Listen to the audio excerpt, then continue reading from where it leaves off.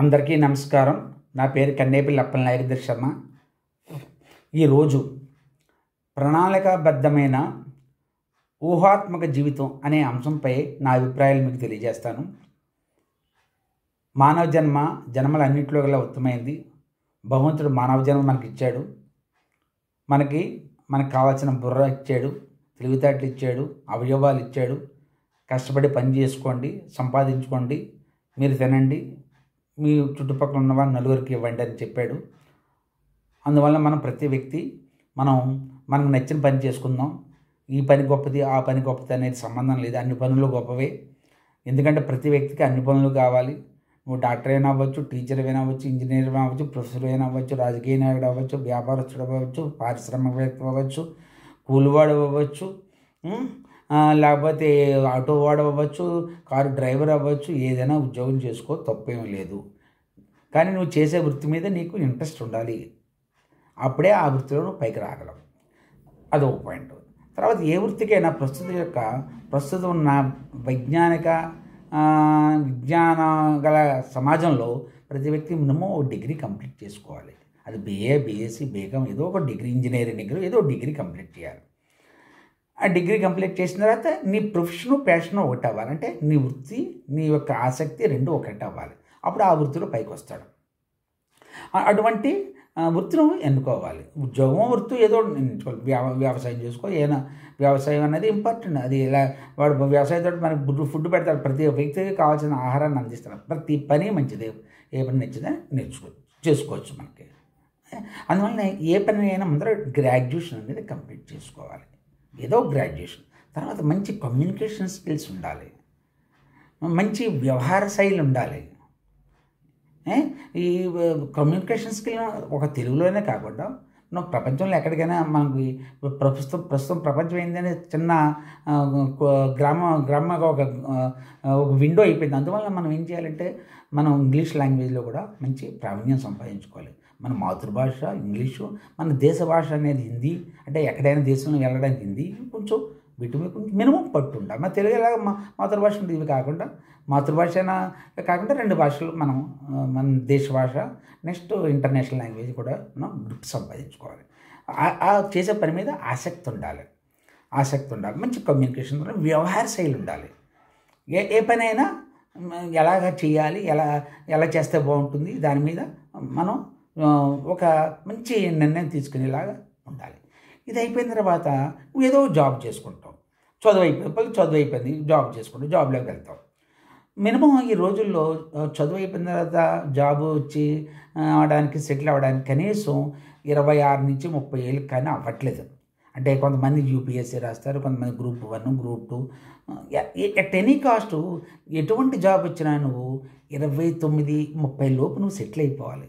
ఇంకా ప్రణాళిక చేసుకోకూడదు. ఇంకా జీవితం అనేది మనకి ఆనందాన్ని ఇవ్వదు. అందువల్ల 29, 30 సంవత్సరాలు నువ్వు ఎక్కడొకటి సెటిల్ అయిపోయి ఇంకా ముందరైపోతే మంచిది. తర్వాత జాబ్లో జాయిన్ అవుతావు. జాబ్లో జాయిన్ అయిపోయిన తర్వాత ఏమైంది, మా అబ్బాయి జాబ్ వచ్చిందని వివాహం చూస్తారు. అందువల్ల వివాహం చేసుకుంటావు. వివాహం చేసుకున్న తర్వాత కొత్త అమ్మాయి మన ఇంటికి వస్తున్నారు. నువ్వు పెళ్లి చేసుకున్న అమ్మాయి, లవ్ మ్యారేజ్ అవ్వచ్చు, అరేంజ్డ్ మ్యారేజ్, ఎవరొకరు వస్తారు. మళ్ళీ ఆ అమ్మాయితో నువ్వు అటాచ్ అవ్వాలి, దగ్గర అవ్వాలి. వాళ్ళ భావాలు నీ భావాలు సరే అవ్వాలి. ఒక మధ్యన చిన్న డిఫరెన్సెస్ వస్తాయి. వాళ్ళ ఫ్యామిలీ మీ ఫ్యామిలీ కలవాలి. నువ్వు వీళ్ళని కవర్ చేయాలి, వాళ్ళని కవర్ చేయాలి. అంటే మళ్ళీ నీకు ఒక రకమైన ఒడిదుడుకులు ఉంటాయి. ఓ పక్క కొత్త ఉద్యోగం, ఓ పక్క కొత్త బెల్లం, ఓ పక్క నీ కుటుంబం, వాళ్ళ కుటుంబం, ఇవన్నిటినీ సర్దుబాటు చేసుకుంటూ రావాలి. అయినప్పటికీ నీ ఉద్యోగ ప్రగతిలో ఎటువంటి అవాంతరాలు ఉండకూడదు. అలాగా వాటి మీద కావాల్సిన అప్డేట్ నాలెడ్జ్ చేసుకుంటూ, కుటుంబాన్ని చూసుకుంటూ, కొత్త సంసారం చేసుకుంటూ, కొత్తవి కొనుక్కుంటూ ఇలా ఉండాలి. అలా జరుగుతూ 4-5 ఏళ్ళు అయ్యేసరికి మళ్ళీ పిల్లలు పడతారు, చిన్న పిల్లలు వస్తారు. మళ్ళీ వాళ్ళని సంరక్షించుకోవాలి.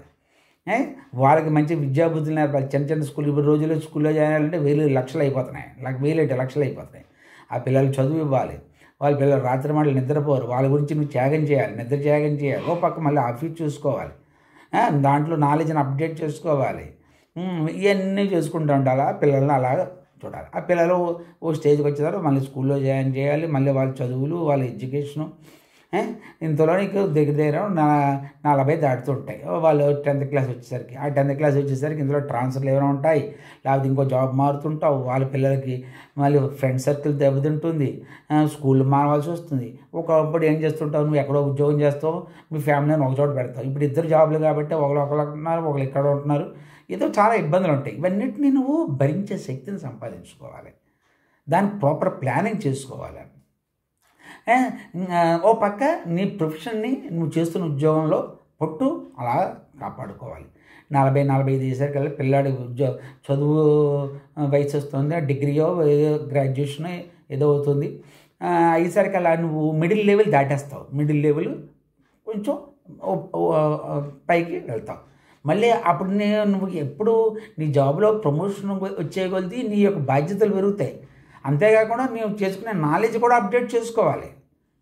ఏదో పెద్ద ప్రమోషన్ వచ్చి వాళ్ళు ఉత్తినేవారు, నువ్వు ప్రమోషన్ వాళ్ళు ఏదో ఇచ్చేసిరా నువ్వు నిలబెట్టుకోవాలంటే నీ యొక్క విజ్ఞానాన్ని పెంచుకోవాలి, నీ యొక్క ప్రొఫెషన్లో అప్డేటెడ్ నాలెడ్జ్ చేసుకోవాలి. అది చేసుకుంటూ మళ్ళీ ఇంతలో ఆ పిల్లలకి నీకు పిల్లలకి పెరిగిన తర్వాత వాళ్ళ ఉద్యోగం అయిన తర్వాత మళ్ళీ వాళ్ళకి వివాహాలు చేయాలి.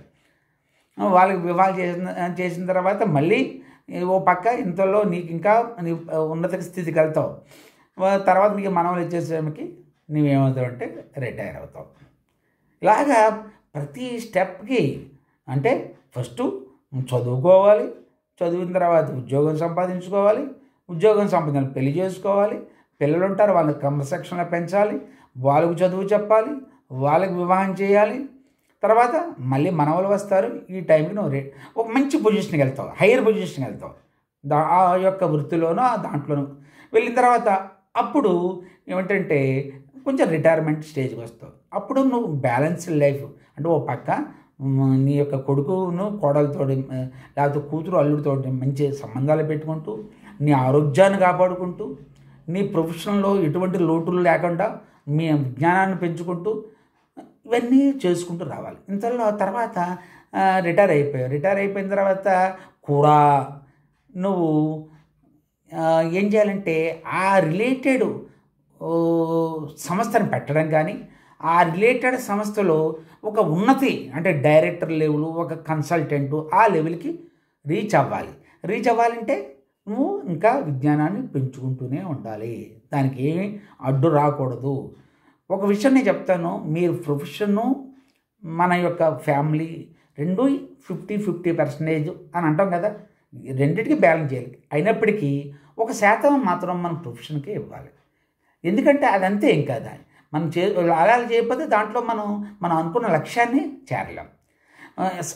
ఒక వ్యక్తి ఏమంటాడంటే success, what is the meaning of the success అంటే సక్సెస్కి అనేకమైన నిర్వచనాలు చాలామంది ఇచ్చారు. ఒకరు ఏమంటే ఆనందమైన జీవితమే సక్సెస్ అంటారు, కొంతమంది క్వాలిటీ లైఫే సక్సెస్ అంటారు. అలాగే ఇంకోటి మంచి వ్యక్తి ఒక అతను ఏమంటాడంటే సక్సెస్ అంటే నీ వృత్తిలో నువ్వు ఉన్నత స్థానానికి వెళ్ళి రిటైర్ అయిన తర్వాత ఆ సంబంధించిన ఒక సంస్థను కూడా పెట్టి దాంట్లో మంచి రిజల్ట్ తీసుకొచ్చిన అప్పుడే నువ్వు సక్సెస్ అని కొంతమంది అంటారు. అందువలన నువ్వు రిటైర్ అయినా నువ్వు చేసే సంస్థకు సంబంధించిన ఒక సంస్థ పెట్టచ్చు, లేకపోతే దాంట్లో కన్సల్టెంట్ డైరెక్టర్ అయితే అప్పుడు సక్సెస్ అవుతుంది. అందువలన జీవితాన్ని ఈజీగా తీసుకోకుండా కష్టపడండి, మంచి నాలెడ్జ్ సంపాదించండి, విజ్ఞానాన్ని సంపాదించండి. అప్పుడు మీరు అనుకున్న లక్ష్యాన్ని చేరుకుంటారు. మీరు లక్ష్యం చేరుకుంటే మీకు ఆనందమైన జీవితం మనిషికి కావాలి. ఇటువంటి జీవితాన్ని అనుభవించడానికి కావాల్సిన పరిస్థితులు మీరు క్రియేట్ చేసుకోవాలి. అంతేకాకుండా మీరు ఒకరికి ఆదర్శంగా ఉండాలి. అందరికీ నమస్కారం. Thank you very much. నమస్తే.